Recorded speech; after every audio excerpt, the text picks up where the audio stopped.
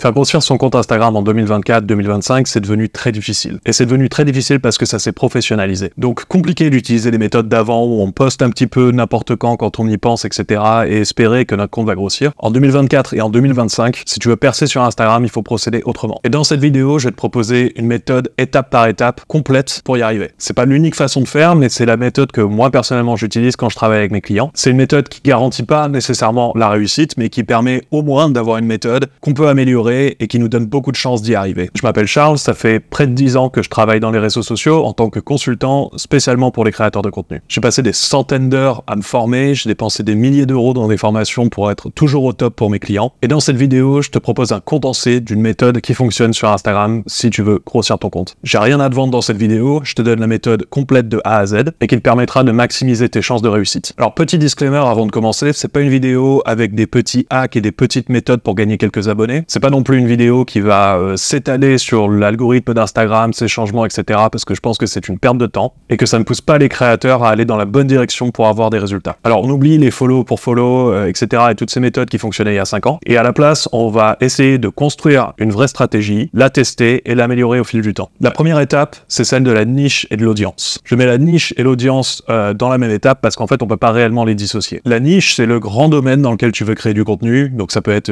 je sais pas, la cuisine, le lifestyle, la mode, le café, qu'importe. Et la cible, c'est à qui s'adresse ton contenu. Et c'est là qu'il faut être précis. Typiquement, si tu te dis ma cible, c'est tous les gens qui aiment manger, c'est tous les gens qui aiment le voyage, et ben va falloir creuser un petit peu plus. C'est-à-dire que ce qu'il faut faire, c'est s'adresser à un plus petit groupe qui est déjà identifié, idéalement une communauté qui existe déjà. Par exemple, si tu parles de voyage, tu peux te spécialiser dans les étudiants, pour proposer des idées de voyage à petit budget pour les étudiants. Ou alors le voyage spécialisé aux États-Unis, pour les gens qui sont fans des États-Unis. Il y a plein d'autres communautés, le fitness, les gens qui aiment le fitness, la nourriture très protéinée, les véganes, qu'importe. Donc en fait, quand tu combines ta niche et ton audience, tu te retrouves avec une idée beaucoup plus précise de ton contenu sur Instagram. Donc ça peut être du contenu de recettes pour les véganes, du contenu lifestyle pour les parisiens, le voyage pas cher pour les étudiants, etc., etc. C'est important de passer un petit peu de temps pour réellement bien préciser la niche et la cible, la niche et l'audience, parce que c'est vraiment ce qui va te donner une direction pour ton compte. C'est ce qui va lui donner de la cohérence et c'est ce qui va rendre ton contenu pertinent pour une cible définie. Parce qu'autrement, tu fais du contenu pour tout le monde, c'est-à-dire du contenu pour personne. Cette clarté et cette cohérence, ça va permettre aux gens qui aiment ton contenu de vraiment devenir fans de ce que tu fais et d'être dans l'attente de prochains contenus. D'un point de vue de la plateforme, ça permet aussi à Instagram de comprendre un peu plus facilement de quoi tu parles et à qui tu parles et qui va donc pouvoir promouvoir ton contenu à d'autres gens qui aiment ce genre de thématique. Donc maintenant qu'on a tout ça qui est au clair, on va pouvoir passer à l'étape 2 qui est l'optimisation du profil. C'est une étape qui est souvent délaissée et qui est pourtant hyper importante si on veut gagner en abonnés. Parce que la façon dont ça se passe sur Instagram, c'est que les gens font défiler des contenus, il y a des contenus qui leur sont proposés, et donc ils voient des contenus à longueur de journée. Et s'il y a un contenu qui attire leur attention chez toi, et ben ils vont finir par aller sur ton profil, que ça soit pour avoir plus d'infos, pour cliquer sur ton lien en bio, ou bien pour voir d'autres de tes vidéos. Et avoir un profil qui est optimisé, ça va permettre en fait à ces gens-là de comprendre instantanément si ton compte est fait pour eux ou non. Donc pour avoir un profil optimisé, comment on fait? On commence par le nom du compte. Typiquement, il faut éviter les noms qui sont trop longs, ou les noms qui n'ont pas de sens. Dans l'idéal, il faudrait inclure le nom de sa marque, par exemple. On peut aussi inclure sa niche ou son audience, ou alors simplement ton nom et prénom. Il faut soit que ça soit quelque chose qui soit reconnaissable, donc un nom de marque, ton nom, prénom, etc. Ou alors un nom qui contient des mots-clés, ce qui va permettre aux gens de te trouver via la recherche Instagram. Instagram, ça devient de plus en plus un moteur de recherche, et donc en fait avoir des mots-clés dans son nom, c'est quelque chose qui devient très important. Une fois que le nom c'est bon, on peut passer à la bio. Pour la bio, je te recommande une méthode qui est d'utiliser 4 lignes. On va utiliser la première ligne pour expliquer à qui notre contenu s'adresse, donc on va décrire en fait la cible. La deuxième ligne, c'est pour en dire un peu plus sur le contenu que tu vas poster, donc le type de contenu, ta fréquence de post, ta niche, etc. La troisième ligne, tu peux l'utiliser pour la preuve sociale, donc si tu as des diplômes ou si tu as déjà aidé beaucoup de clients, ça peut être bien de le mettre ici. En gros, c'est pour montrer pourquoi tu es un expert dans ton domaine et pourquoi est-ce qu'on devrait t'écouter. Et la dernière ligne, la quatrième ligne, c'est pour l'appel à l'action. Donc tu peux expliquer vers quoi ton lien en bio renvoie, ou alors le fait, par exemple, de te DM un certain mot-clé pour lancer une conversation, ou alors simplement qu'on te suive pour que ta cible puisse atteindre ses objectifs. objectif. Si tu as déjà une bio qui te convient, tu peux regarder si c'est suffisamment optimisé. Donc pour ça, tu vas regarder ton taux de conversion en follow. En gros, dans tes analytics, tu vas aller voir le nombre d'abonnés que tu as gagné sur le dernier mois et le nombre de visites de profil que tu as eu. Ensuite, tu fais le calcul suivant, nombre d'abonnés gagnés divisé par le nombre de visites de profil que tu multiplies par 100, ce qui va te donner un pourcentage. Si tu as moins de 10%, c'est qu'il y a certainement un travail d'optimisation à faire. Si tu es autour de 10% ou au-delà, c'est que tout est bon. Alors maintenant qu'on a des bases solides, qu'on a une niche, une audience et qu'on a un profil qui est optimisé, on va pouvoir passer à la stratégie. La stratégie que je vais te présenter, elle est très simple, c'est le fail fast, fail often, c'est-à-dire en français, échoue vite et échoue souvent. Le but est très simple, c'est de tester plein de choses et de voir ce qui fonctionne le mieux. C'est-à-dire on va tester plusieurs types de contenus, etc.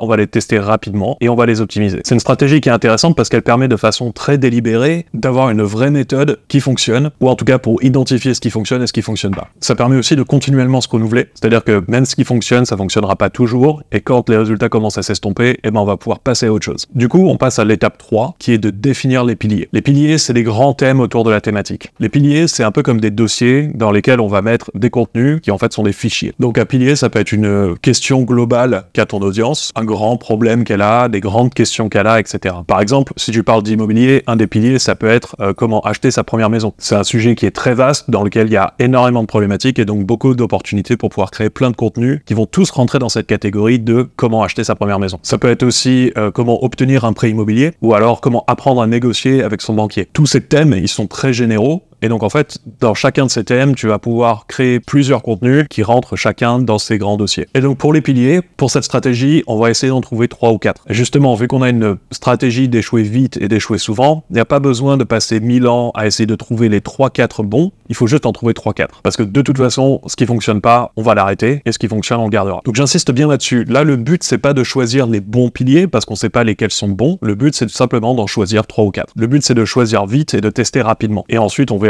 une fois que les contenus sont dehors, si ça fonctionne ou pas. Donc 4e étape, maintenant qu'on a les piliers, c'est le moment de créer du contenu. Alors cette vidéo, c'est pas pour faire un tutoriel sur comment créer du contenu. Je pense qu'il y a déjà beaucoup de contenus qui expliquent comment créer du contenu. Bon, si c'est une thématique qui t'intéresse, tu peux me le faire savoir en commentaire et peut-être que j'en ferai une vidéo. Et donc l'idée là, c'est de prendre les 3-4 piliers que tu as trouvés à l'étape précédente et de créer des contenus qui vont alimenter ces piliers. Si tu as besoin d'aide pour trouver des idées de contenu, tu peux cliquer sur le premier lien qui est en description. Il y a un système qui va te permettre de générer 370 idées de contenu en moins d'1 heure, c'est-à-dire environ 1 an de contenu quotidien, et tout ça en moins d'1 heure. C'est gratuit, c'est sur le premier lien qui est en description, je t'invite à cliquer dessus. Donc une fois que tu as trouvé tes idées de contenu, eh ben il faut le créer, tout simplement. Et pour créer du contenu, ça peut être une bonne idée d'essayer aussi de varier les formats, c'est-à-dire qu'on peut faire du vlog, du fast cam, de l'interview, de la voix off. On peut tenter plein de formes de contenu différents. Là, à nouveau, c'est la même logique, on teste plein de choses pour essayer de voir ce qui fonctionne le mieux. Donc l'idée ici, c'est de créer 10 à 15 contenus pour chaque pilier que tu as trouvé à l'étape précédente. Donc c'est à la fois assez peu, parce que bon, trouver 10 idées de contenu sur un thème global, c'est relativement facile, mais en même temps, c'est assez pour tester, parce que si au bout de 10 vidéos dans plusieurs formats, t'as vraiment aucun résultat,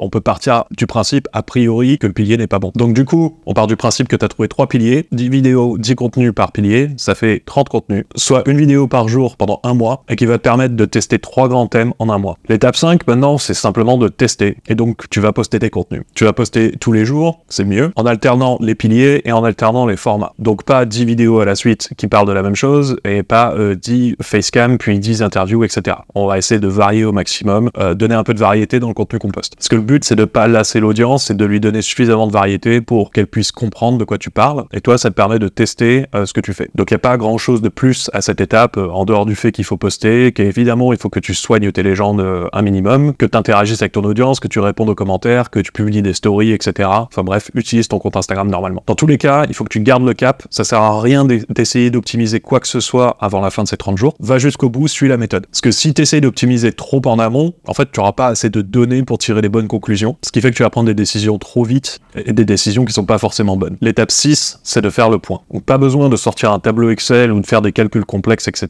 Ce qu'on va faire, c'est de prendre chaque pilier et on va faire l'addition de toutes les vues que ce pilier a fait. Et là, l'idée, c'est de voir s'il y a un des 3 piliers qui se démarque par rapport aux autres. Et donc l'ordre de grandeur, c'est de voir s'il y a un pilier qui fait au moins 2 fois plus de vues que les autres. Par exemple, si tu as un pilier qui fait 8000 vues au total, un autre qui fait 10 000 et un autre qui fait 25 000, et ben le troisième qui fait 25 000, il se démarque largement des autres. Et si l'écart est encore plus grand, ben ça veut dire que le signal est encore plus fort et que celui qui se démarque, c'est vraiment un pilier qui est important. Et si les totaux sont très proches, donc admettons une somme à 8000, une somme à 10 000 et une somme à 12 000, alors on détermine qu'il n'y a pas de pilier gagnant dans ces trois-là. Donc une fois que les totaux sont faits, on va garder le ou les deux piliers qui se démarquent et on va laisser tomber ceux qui se démarquent pas. Et si aucun pilier ne se démarque, et ben on abandonne les trois et on passe à autre chose. Maintenant, tu vas regarder peut-être un peu plus individuellement s'il y a quelques contenus qui se sont démarqués. Et là, ça vaut le coup de peut-être analyser un petit peu, donc de voir quel type de contenu, quelle était la durée, quel a été le format, quel type d'intro, etc. Donc c'est bien d'avoir une idée un petit peu de ce qui a fonctionné. Le but, c'est de pas tout arrêter et de faire que ça, mais ça vaut le coup d'avoir une petite idée, de voir s'il y a des points communs entre les contenus qui ont bien marché et de voir s'il y a peut-être des similitudes, et donc de garder ça à l'esprit pour les prochains contenus qu'on va créer. Et donc, étape 7, qu'est-ce qu'on fait maintenant? Eh ben, on recommence. On va redéfinir des piliers, refaire des contenus, retester pendant 30 jours, etc., etc. C'est une façon de se renouveler, c'est une façon de s'assurer que ce qu'on poste fonctionne, et c'est surtout un gros avantage, c'est que c'est sur un cycle assez court. C'est-à-dire que si on trouve quelque chose qui est gagnant, on va avoir des résultats rapidement, sur 30 jours, et ce qui fonctionne pas ne va pas nous pénaliser pendant très longtemps parce qu'on est sur des cycles de 30 jours. Alors évidemment, on veut tous percer sur Instagram du jour au lendemain, mais appliquer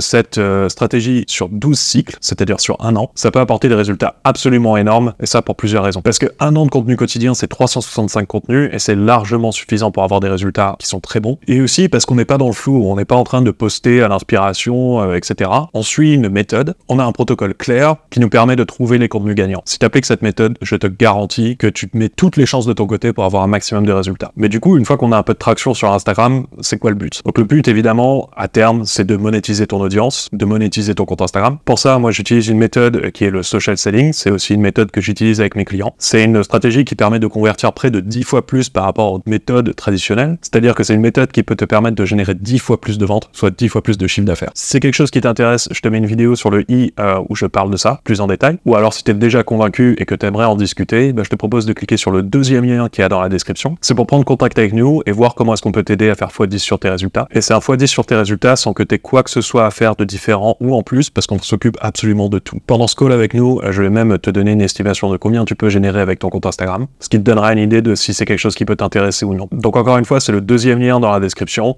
Je te laisse remplir le formulaire et on revient vers toi sous 24 heures. En tout cas, c'est tout pour aujourd'hui. J'espère que ce guide te fera exploser sur Insta. Si c'est le cas, dis-le moi en commentaire. N'oublie pas de t'abonner avant de partir et de mettre un like sur cette vidéo. Et moi, je te dis à la prochaine.